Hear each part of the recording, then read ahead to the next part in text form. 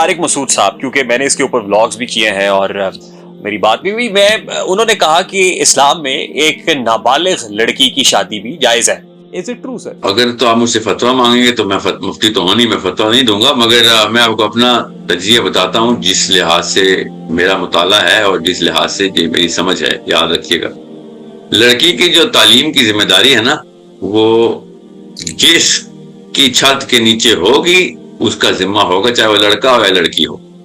یہ بیسک اصول ہے.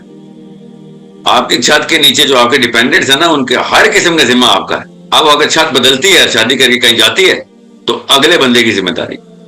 ہمارے پاکستان میں یہ ایک سوچ تیار ہو چکی بھی ہے بہت پرانی, کہ شادی کا مطلب ہے اب باقی کے سارے کام ختم, اس لیے شادی کے بعد کوئی کتابیں نہیں کھولتا. شادی سے پہلے اگر وہ 8ویں پڑھی ہوئی ہے تو اس کے بعد وہ 8ویں رہے گی, مرے گی بھی. تو یہ ایک ایسا معاملہ ہے جو کہ مفتی طارق مسعود صاحب کی ضرورت نہیں تھی. ہمیں پہلے بھی اپنے طور پر بھی سوچنا چاہیے تھا کہ بیویوں کی پڑھائی کے اوپر ہم کبھی بھی کام نہیں کرتے, بیٹیوں کی پڑھائی کے اوپر کام کرتے ہیں. اس لیے پہلے دن سے کہہ رہا ہوں, پہلے اپنی بیوی کو ڈیولپ کریں, بعد میں اپنی بیٹیاں ڈیولپ کریں, کیونکہ اگر وہ نہیں ڈیولپ ہوگی تو بیٹیاں بھی ڈیولپ نہیں کر سکے گی. سو تعلیم کا جو اور علم کا جو ذمہ ہے نا, وہ سب سے پہلے انسان نے خود اٹھانا ہے کہ میں ساری عمر طالب علم رہوں گا, چاہے میں 80 سال کا 90 سال کا ہوں, ٹانگیں قبر میں, میں نے کتابیں کھول کے رکھنی اور علم نہیں چھوڑنا. اب وہ میں جس کی چھت کے نیچے ہوں گا یا ہوں گی, ذمہ اس کے اندر آ جائے گا, کیونکہ ریت میں کل رائی مسئول, اللہ کے نبی صلی اللہ علیہ وسلم, رائی سے سوال ہونا ہے. تو میرے سے میری ریت کا سوال ہونا ہے نا. تو میں اگر شوہر ہوں تو بیوی کا بھی میرے سے سوال ہونا ہے, اس کے علم کا کیا انتظام کیا ہوا تھا. اور باپ ہوں تو میری بیٹیوں کا سوال میرے سے ہوگا.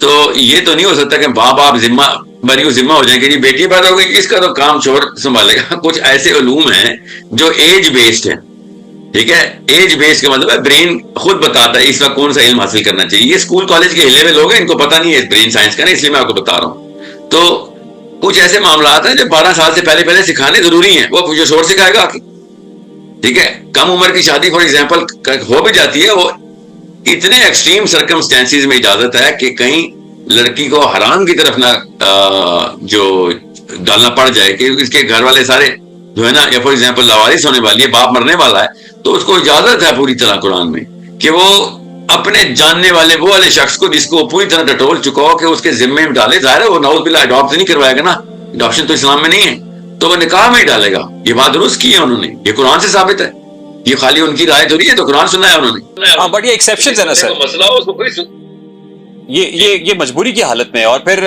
حضرت عائشہ رضی اللہ تعالیٰ عنہ کی اگزامپل دیتے ہیں بہت سے لوگ. مجبوری ہے سر, خالی مجبوری نہیں, ایکسٹریم مجبوری ہے. یہ انتہائی ایکسیپشنل کیس ہے. اس طرح تو آپ کو پتا جس قسم کے شوقین مزاج ہمارے معاملات ہو چکے ہوئے ہیں, ان لوگوں نے تو اس کا ناجائز فائدہ اٹھا کے ہر قسم کی بچی پکڑ لینی.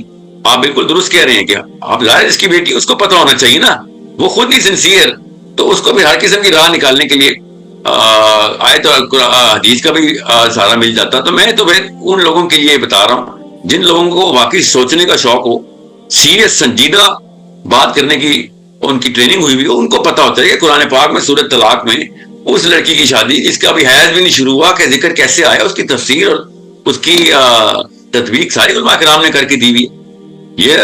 یہ کوئی نئی بات تو نہیں ہے, قرآن کی آیت قرآن کی صورت بتا رہا ہوں آپ کو.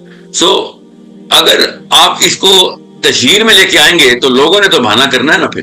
سو آپ کی بات درست ہے کہ ایکسیپشنل کیس کو ایکسیپشنل ہی رکھیں گے, اور کافی سارے ایکسیپشنل کیسز ہوتے ہیں, ہر قسم کے معاملات کو کور کرنا ہوتا ہے. It is a legislative philosophy that we have. لوگوں کو یہ بات سمجھ نہیں آتی. Usually philosophies are not legislative. Islam is a legislative philosophy.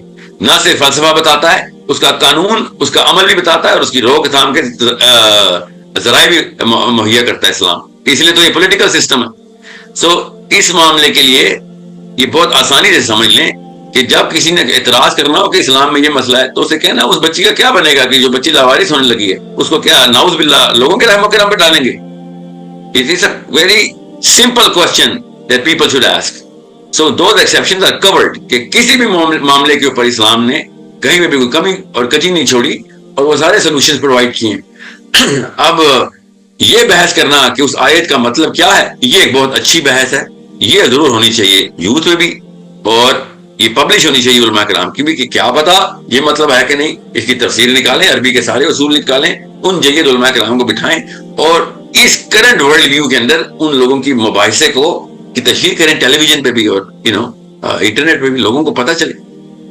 آپ سے یہ سوال میں اس لیے کر رہا ہوں اور کلیریفیکیشن آنا بھی اس لیے ضروری ہے کہ بہت سارے مفتیان کرام نے، علماء حضرات نے یوٹیوب چینل بنائے ہوئے ہیں اور ان کی بہت بڑی بڑی فالوئنگ ہے، فین بیس ہے، اور اس میں جب اس طرح کا سٹیٹمنٹ دے دیا جاتا ہے تو پھر ہم ٹھوک بجا کے اس کو دیکھتے نہیں ہے یا انویسٹیگیٹ نہیں کرتے بلکہ بیان ہی مان لیتے ہیں۔ اور آپ کو نا اپنی برانڈ کی نا آئیڈینٹی بھی پتہ ہونی چاہیے. ہر بندے کا اپنا ایک برانڈ ہوتا ہے، اس کی آئیڈینٹی ہوتی ہے.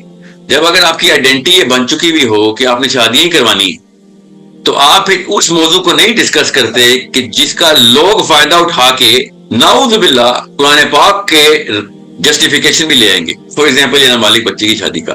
سو he should have been responsible enough کہ وہ کسی ایسے علماء کرام کی طرف ایک پوڈ کاسٹ کر لیتے اور کسی اور عالم کے تھرو یہ بات سمجھاتے لوگوں کو.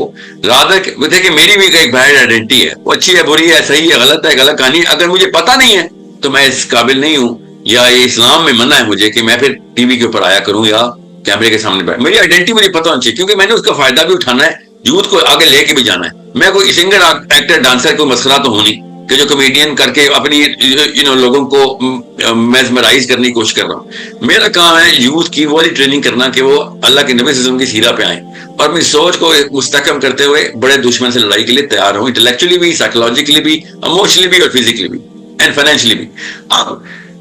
جب مجھے پتا ہے کہ میری آئیڈینٹی میں کسی بھی لیول کی کوئی آمیزش آتی ہے تو میرا کام ہوتا ہے کہ میں کوئی ایسا موضوع نہ بیچ میں آنے دوں کہ جو میری برانڈ آئیڈینٹی کی وجہ سے اتنی سیریسنس نہ لے سکے جتنا وہ موضوع سیریس ہے.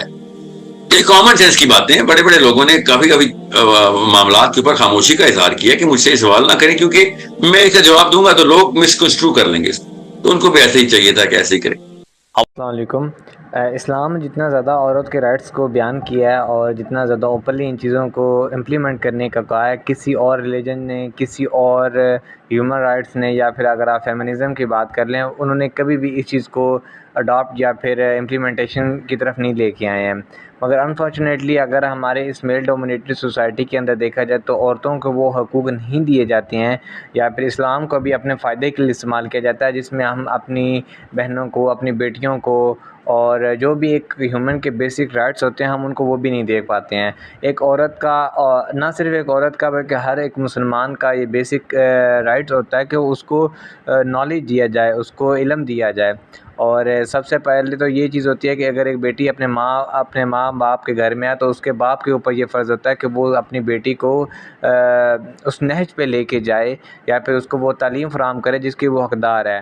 اور اس کے بھی نا دو طریقے سے پرسپیکٹیو بنتے ہیں. ایک پرسپیکٹیو تو یہ بنتا ہے کہ آپ ان کو اتنا زیادہ فریڈم دے دیں کہ جو وہ آپ جیسے کہ ہماری یونیورسٹیوں کے ماحول دیکھ سکتے ہیں کہ جس میں نہ تو وہ دنیاوی تعلیم کو اس نہج پہ جا کے حاصل کر رہے ہیں اور نہ ہی ان کو دینی تعلیم میں کوئی انٹرسٹ ہے.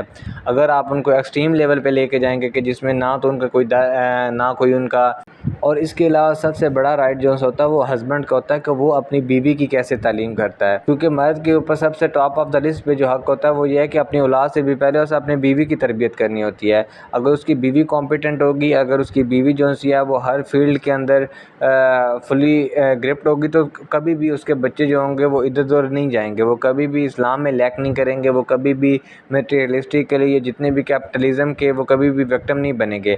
اگر ماں اچھے طریقے سے بچوں کی پرورش کرے گی اور باپ اپنا رول پلے کرے گا تو ہم ایک ایسی سوسائٹی لے کے آ سکتے ہیں جو فلسطین کے لیے اسٹینڈ کرے گی. ادروائز کیا ہوگا، اگر یا تو بچے جو ہیں وہ حرام ریلیشن شپ میں ڈرگز میں لے کے جا رہے ہوں گے، یا پھر جو بچیاں ہیں وہ فیشن انڈسٹری کی طرف اور ڈومیسٹک چیزوں میں انوالو ہو کے رہ جائیں گی، اور یہ دونوں چیزیں ایکسٹریم لیول پہ لے کے جانے والی ہیں.